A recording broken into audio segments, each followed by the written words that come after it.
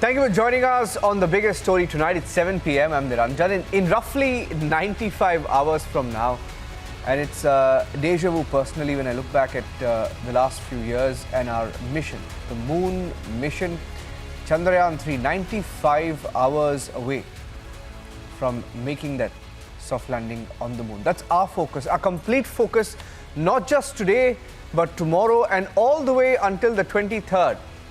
The Wednesday, the 23rd of August, we at Republic TV and the Republic Media Network will focus on Chandrayaan 3. That's our pledge to our viewers. This is a historic moment for India. Here are the headlines.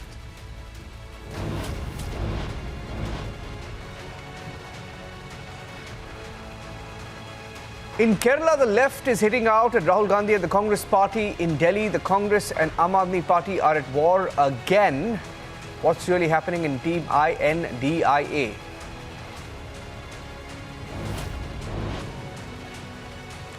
Is Priyanka Gandhi Vadra versus Rahul Gandhi in Congress as rift over prime ministerial face is widening.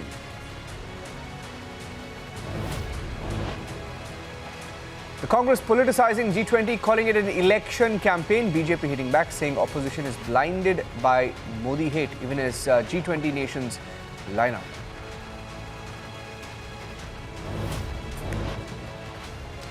All eyes on meeting between superstar Rajinikanth and Yogi Adityanath.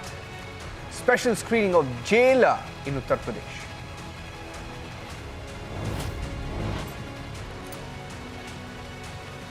Silent on terror, but Pakistan interim foreign minister now begging for peace talks with India.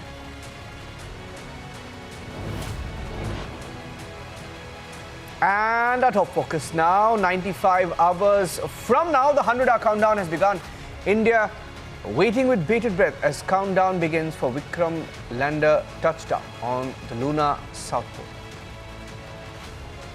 Program confirmed.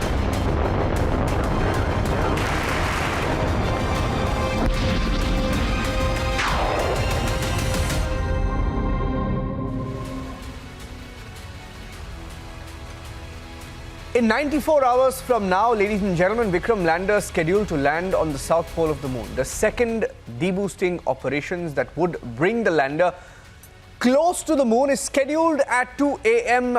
tonight in a few hours from now. ISRO on Friday released a set of visuals of the moon captured by cameras positioned on the lander module of Chandrayaan 3 spacecraft.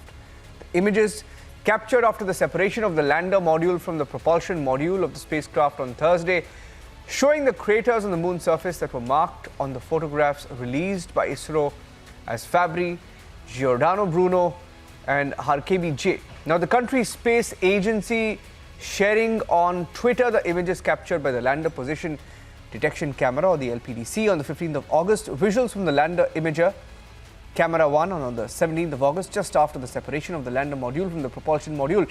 Now, why are we going into great detail about what's happening with Chandrayaan 3? The lander module, comprising the lander Vikram and rover, will on Friday be lowered to an orbit that takes it closer to the moon's surface for the soft landing. It's going to get closer. It will eventually land on the 23rd of August. And that's why all of us are extremely proud, extremely excited, because we have been waiting for this moment for over 76 years now.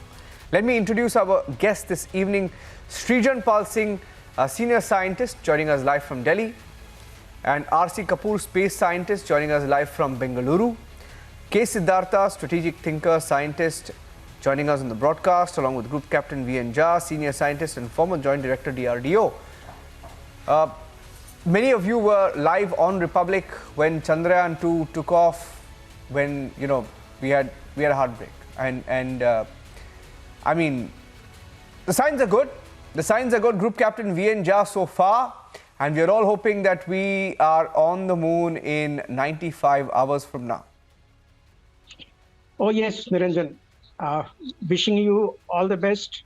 Muh mein ghee shakkar, and we need the well wishes of the entire 1.4 billion people of our nation, as well as the entire world is hoping that this time the entire thing will go in the copybook style as it had gone last time, till those, of course, last few seconds. So all of us, we are waiting for it. And ISRO is going very, very methodically about it. This time ISRO has divided the entire mission into 10 phases. The first phase was the lift up from here, and the last phase, phase 10, will be when everything is set up there on the lunar surface to carry out the type of experiments that it has gone for. In between are the various phases. Right now, we are at the phase 6, in which de-boosting exercise is happening. When the de-boosting had happened, the other day, we were hoping that the lunar orbit will be lowered from the 153 into 163 kilometers down to about 100 plus minus to about 30 kilometers. But then ISRO has decided for some reason to split into two parts. One part has brought it down to about 113 kilometers of the perihelion, the closest point. And tomorrow, or as you mentioned right now, it will try to lower it down to about 100 plus minus to about 30 kilometers of the perihelion. 30 kilometer plus minus, I said, it could be 35 or 40. So that is the lowest point of the orbit that it will be into it, from where the final schedule, final trajectory of the lunar pathway landing, soft landing will be made there. So these are the types of the things happening. But the amount of exercise, amount of effort that ISRO has put into this lander 3 is phenomenal. There are corollary parameters being obtained from the sensors. There are the redundancies built in. Even the additional fuel has been put in there that should lander find at the last moment that the place where it is going for landing is not smooth or not even, it can even maneuver itself in and around to that place. So and so that even the cameras are there, the radio altimeter is there, everything that you can think of as a corollary parameter or as a redundancy is built in there. Legs have been strengthened. Even the shock the repercussions that may happen on the landing. Even that shock absorbers are put into the leg. They are the dampeners. So ISRO has done everything on its part. Now it is, in the science and technology, we always say that you have done your best, and now let's wait for the final moment when it happens. There are always, unpredictability when you go to other planet. Right now, we are going to the moon. That is not other planet, but then it is as far as anything else. So having done all these things, we need the blessing of the entire nation for even those final moments when it happened. And last but not the least, the last 15 minutes when the entire trajectory for the landing is going to happen, it will not be under the control of the ISRO. It will be under the control of the lander itself. That inside computer will work out the entire trajectory. It will have the control system, it will have the navigation system, and on that it is going to make the soft landing. Wishing them all the best that all these steps go through. Right now, we are at phase 6 only. Phase 7 is the pre-landing. Phase 8 will be the actual landing. Niranjan. Yeah, Srijan was with us in the studios. I still remember Srijan. I mean, the heartbreak when, it didn't happen the last time. But a lot of learnings and the way ISRO has prepared this time, and almost, and I won't jinx it, but I mean, it's headed for a photo finish. So we have, we all remember what happened with Chandrayaan the second. And it was only in the last 15 minutes, also in that 15 minutes of terror, the very last phase, things went wrong. And we learned a lot of things. One of the things which we learned was to build something in science and technology we call redundancy, which means you create a margin for some errors to happen. So last time when we were landing, one of the things which we noticed was that maybe the spare 5th engine was not needed. Maybe you could do it with 4 engines. The landing area, which actually was the real cause of the issue, it was way too small. It was half a kilometer by half a kilometer, has been now expanded to 4 kilometers by, I think, about 2.5 kilometers. So that's a huge expansion. So even as the group captain was saying, even if the last moment, when it's hovering about 100 feet above from the lunar surface, and it finds that there are craters or there are mountains where you don't want to land, it has a much wider area to maneuver and find its soft landing spot. So all those things have been built into ISRO. Now, having said that, all that, again, fingers crossed, because it is space. It is a far away body. It's 4 lakh kilometers away. And in that distance, you don't control anything. It takes 1 second for light to travel back to Earth, and any signal travel back to Earth, and 1 second for it to go back. So there's hardly any room for people sitting on planet Earth to control that last moment, last few seconds of landing. So you have to have your fingers crossed. You have to pray to the Almighty, get all the blessings of 140 crore people, Indians, who are praying for us. And I'm very sure that our past learnings will lead to the tricolor. And as we enter the Amrit Kal, just we have finished Azadi Ka Amrit Mahotsav, as Amrit Kal begins on our country, it also begins with our space, with our mission in space and mission on moon. Absolutely. Well said. R.C. Kapoor, sir, you know, there are many skeptics. Very sadly, we find these people who often ask, why have you spent 615 crore on the moon mission? And many of them are Indians. I wouldn't say too many, but some of them are Indians, and they are in the media. And I feel sorry for them. But to those people, what would your response be on the importance, the significance of this moment, the mission, Chandrayaan 3? See, in such an attempt, it's true that a very large amount of money is involved, because in India we know that there are a lot of other things where funds are required. But science is something where you cannot starve the scientific enterprise in such a way. Main thing is that what we study today, what we make today, one day is going to be quite useful to people. See, I can recall Dr. Vikram Sarabhai's words that in 1962, when INCOSPAR was formed, at that time, Dr. Vikram Sarabhai felt that space technology, the benefits of that should reach the last individual in the country. That last individual is already benefiting from ISRO's programs, because ISRO has built up a tremendous infrastructure for India in the form of communication satellites, Earth observation satellites, and whatnot. Apart from that, there are science missions. Science missions are mainly for the scientists, of course, but apart from that, there's quite a lot of development in technology and a new kind of learning. So ISRO stands today shoulder to shoulder with the topmost space agencies in the world, what started from scratch. You would have seen many images where on the cycles, spare parts of the rockets are being carried on the bullock cart also. But India can do miracles. So that miracle is, you can see today in the form of, we are so much close to the moon. Duriyan nazdikiyan ban gayi, and we are just a few more steps away from the moon's surface. And as my speakers before me have expressed, with a tremendous amount of confidence, and ISRO is also very sure. And with ISRO's confidence, we also go. And I'm very sure that 23 August is going to give us a wonderful good news. Yeah.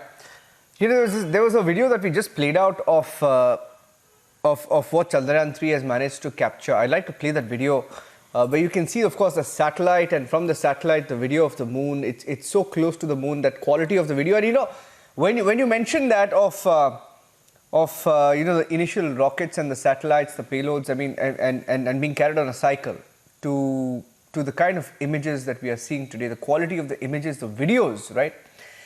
Siddhartha, look how far we have come. And it's such a proud moment for the Indian space program. Each one of those scientists, I mean, hats off to them. The way they worked, they've persevered. Unbelievable spirit, never gave up, came back. And, you know, interestingly, in a space race now with Russia and Lunar 25, I mean, it's exciting times, isn't it? To be an Indian space scientist, especially. True. That's actually very much true. I'm going to put it in a different manner altogether. See, it's a proud moment for us, not only in terms of space science.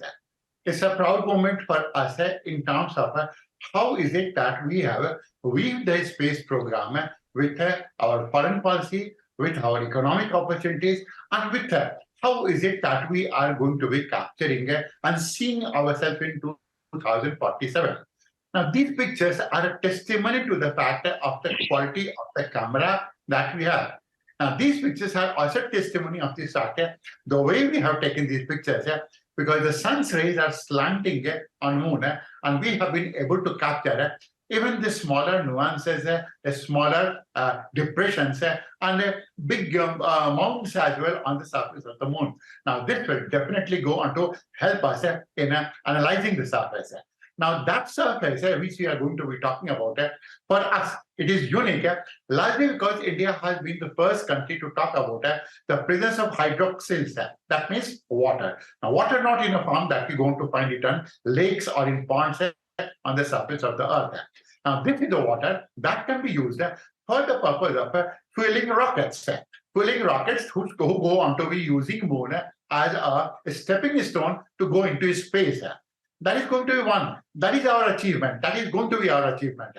Our second achievement in this case is going to be that once we are going to be there, once we have soft landed, of course, we will be able to colonize the whole of the space in a much better manner because our space program is really very cheap, and that is significant. The third is how is it that we can go to study the outer space from here onwards? Because we have a refueling facility from this point onwards, and sooner or later we're going to be developing this type of rockets which go on to bank on that. Thereafter, the whole of outer space and the knowledge of it, knowledge what we're going to be calling it as Brahma. That is, this is what we're going to mean by India as a Vishwaguru in this case. But when you go to gel up with whatever that we are happening and whatever assistance that we are getting it from the foreign policy front, I just want to point out three aspects. India is going to be one of those countries which has got Africa almost close to it, very, very close to it. You talked about China. China does not belong to the goodwill economy. We belong to goodwill economy because we have been the proponents of goodwill economy. Imagine what we did during COVID period was 135 countries we gave them vaccines free of cost. Now these 135 countries have an abiding faith and spirit in India. Now these are the countries in African countries we have helped them. For example, year before last we helped Mozambique to tide over its disaster management aspect. Yes. Sooner or later, these countries will go on to ask ISRO to launch their satellites. Sooner or later, these are the countries to whom we will start providing assistance in the form of their terrain mapping, in the form of their knowledge mapping, in the form of remote sensing data. Now, that is going to be a market. That is going to be not only a market, that is going to be a goodwill part of it. And just some time back, the foreign minister had a meeting with the Latin American countries, and space was one of the programs that was touched up. These countries want some countries to launch their satellites in a cheaper manner. Mr. Siddhartha, if I can get in one last word, because I have just exactly 1 minute left, if I can get 30 seconds intervention from Srijan. Srijan, hearing that, Luna 24 was launched 50 years ago, that's 5 decades ago, and 5 decades later, they're attempting this again. So obviously, this space race is real. And the fact that India has made, look at the strides India has taken. I mean, in 1976, I don't know where we were in the space race, but 50 years later, the fact that even countries like Russia are trying to catch up tells you about the Indian space story. Absolutely. I think Russians, Americans, Artemis mission is happening. Even a country like UAE is trying to go, Japan is trying to go, Australia, Europe. All of these countries are now awakening to the reality that the space race has a new major player, which is ISRO, which is India. And the quest towards the moon is very important for a variety of reasons. We'll not get into that. Time is limited. But India has triggered the rest of the world, even the advanced economies. There was a time when India was completely out of the space race. It was US versus USSR. And today we are talking about a space race with Roscosmos, with the Russian space agency. So we have achieved this great spot, and a lot of great effort has gone from Sarabhai, from Satish Dhawan to Dr. Kalam to so many other scientists at ISRO. And the encouragement they have received from the policymakers of this country to reach at this spot. And I think if a school child is watching this show, they will be inspired by what is going to happen over the next 100 hours. Because the first astronaut from India, the Gaganaut, who is going to walk perhaps on the moon itself, is somewhere in our schools and colleges. Absolutely. And let me tell you, and let me tell all our viewers, Srijan, Mr. Kapoor, Siddhartha, and Group Captain Jha, Republic will be live, and our 100-hour countdown has begun, and we will be live from Bengaluru. Monday onwards, non-stop coverage, and through our weekend, we are dedicating most of our airtime to Chandrayaan 3, hoping that the generations to come will be inspired by what we have been able to achieve so far. That's what, and that's the last mile to go. 95 hours is when we are expecting Chandrayaan 3 to land on the moon. Thank you for joining us on the biggest story tonight. That's away from launch.